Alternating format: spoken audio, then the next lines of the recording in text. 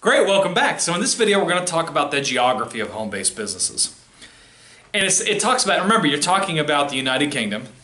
And by the way, here's a question for you. They give some provinces here.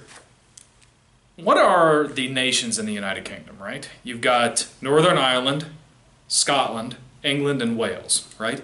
And so they list some of the areas, right? They mention Southwest England, Southeast England, Scotland,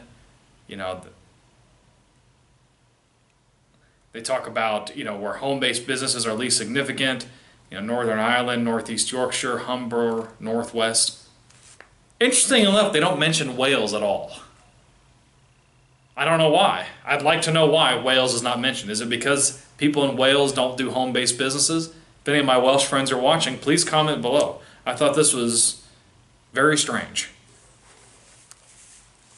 So, but one finding that is not terribly surprising, at least based on the way they frame the introduction, is that home-based business are more likely to be found in rural than urban areas. What a surprise, right?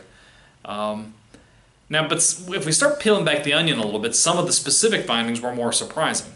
They talk about that there was more home-based business in affluent towns and cities, and they list some. And this is quite surprising, right? If you've got more money, why do you need to be an entrepreneur out of your home, right? So is this opportunity based entrepreneurship, or is it needs-based entrepreneurship?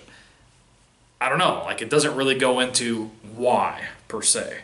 It just states what the statistics are. Why do you think that might be? Make sure you comment below.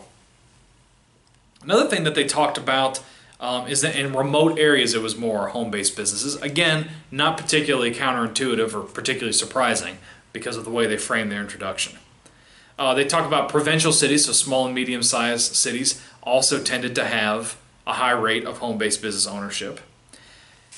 One interesting thing, in cities that would be the equivalent of the U.S. Rust Belt, they noticed that there was a high amount of home-based businesses. And you think about why, right? Factories close, the ports close, people are out of work. So this would be more of the necessity-driven entrepreneurship.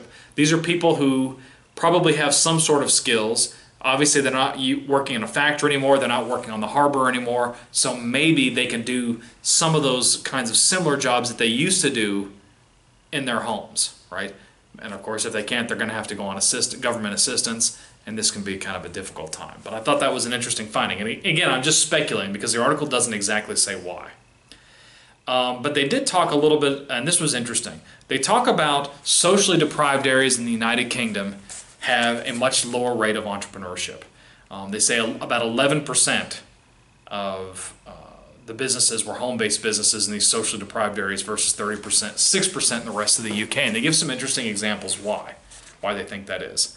First of all, people living in high-rises, it can be difficult to have a business out of a high-rise. I mean, first of all, again, think about, socially deprived areas, somewhere that's poor.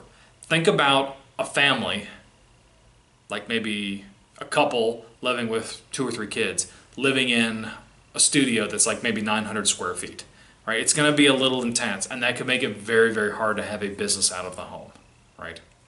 So there's that. Of course, another thing, let's say you're working a home-based business, and I'll give an example. When I was in France, I consulted for a guy who had a yoga practice out of his home. Now, he happened to live kind of in a rural area, and he had room to kind of build a yoga studio outside the back of his house. And so that was very convenient, right? People could go out there. They had a nice, pleasant drive out to where he lived. He had the yoga studio. They yogaed, and it was nature and everything. And then they had a nice, pleasant drive back home, right? Not a lot of traffic. Compare that to being in the city, and you want to have that same yoga business, and you tell people, well, come to my socially deprived area, get on the tube, pay an arm and a leg for the British subway system. Then, because our elevator's broken, because I'm in a socially deprived area and they haven't fixed the elevators for years, climb up 36 flights of steps to get to my place for an hour of relaxation, and then go down the same number of flights of steps again, and they get mad about intercity traffic or having to pay to use the public transportation. That's not very relaxing. And it's the same thing, whether it's an accountant or whatever. It can be very inconvenient to go visit somebody in their home office if it's in a bad neighborhood and it's in not a very conducive environment. Now, one thing that I didn't know that I thought was interesting, if you live, especially if you live in government subsidized housing, you sign an agreement that you will not use the home for business operations or for business purposes. So I thought that was pretty interesting. I do know in France they have rules like this as well, that you're not supposed to operate a business out of a home if you're paying rent as a resident. They can also restrict who you have over and some other unusual things sometimes.